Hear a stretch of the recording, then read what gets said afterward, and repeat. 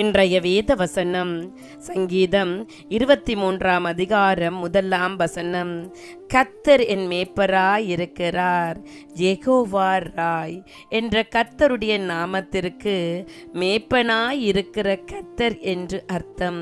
வானாதி வானங்களை உண்டாக்கின கர்த்தர் உங்களுடைய மேய்ப்பராய் இறங்கி வருகிறார். அவருடைய தாழ்மையையும் எங்கள் மேல் வைத்த அன்பையும் வெளிப்படுத்துகிறதல்லவா தேவ பிள்ளைகளே. அவர் எங்களுடைய மேய்ப்பராய் இருக்கிறார். வெளிநாட்டில் ஒரு நாடகத்தில் மேடை நடிகனாக ஒருவர் நடித்து வந்தார். 23 சங்கீதத்தை வைத்து நகைச்சுவையாக நாடகம் நடத்தினார். அநேக ஜனங்கள் வந்து அதை பார்த்து சிரித்து மகிழ்ந்தார்கள். ஏராளமான பணத்தையும் அவர் சம்பாதித்துக் கொண்டிருந்தார். ஒரு நாள் ஒரு ஊழியக்காரன் அந்த மேடையிலே பேச வாய்ப்பு கிடைத்தது. அப்போது அந்த ஊழியக்காரன் சங்கீதம் 23 சொல்லி கர்த்தரின் மேய்ப்பராய் இருக்கிறார் என்று ஜனங்களோடு பேசின போதே அந்த ஜனங்கள் அதை ஆழமாக உணர்ந்து அந்த வார்த்தைகளை அவர் சொல்லும் போதே அவர்கள் கண்கள் கலங்கி அவர்கள் தேம்பி தேம்பி அழுததினால் அந்த நாடக சாலையில் இறங்கிய ஆவியானவர் ஒவ்வொரு மனிதர்களுடைய இருதயத்தையும் தொட ஆரம்பித்தார்.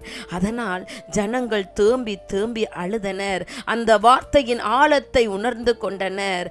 அவர் எங்களுடைய யெகோவா ராய், அவர் பராமரிக்கிறவர், அவர் வழி நடத்துகிறவர், அவர் பாதுகாக்கிறவர், அவர் அன்பு நிறைந்தவர். முடிவில் அந்த நடிகன் அந்த ஊழியக்காரிடத்தில் வந்து, ஐயா, நான் என் திறமைகளை எல்லாம் கொட்டி மக்களை சிரிக்க வைத்தேன், ஆனால் நீங்களோ அமைதியாய் பேசி அவர்களை அளவைத்து விட்டீர்களே, அது எப்படி என்று கேட்டான்.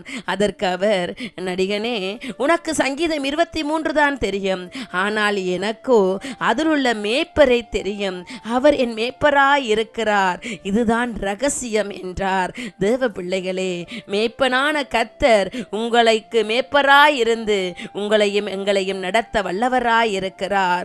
அவர் நம்முடைய தேவன், நாம் அவர் மேய்ச்சலின் ஜனங்களும் அவர் கைக்குள்ளான ஆடுகளுமாமே. இது தேவன் ஒரு வலிமையான அரசராக மட்டுமல்ல, அன்பான மேய்ப்பனாகவும் தம் மக்களை சூழ்ந்து கவனிக்கும் ஒருவராகவும் இருப்பதை காட்டுகிறது. யெகோவா ராயை நாங்கள் புகழ்ந்து அவருடைய நாமத்தை மகிமைப்படுத்துவோமா? அவருடைய வழிகளில் வந்து விடுதலைகளை பெற்றுக் கொள்ளுங்கள். அல்லேலூயா.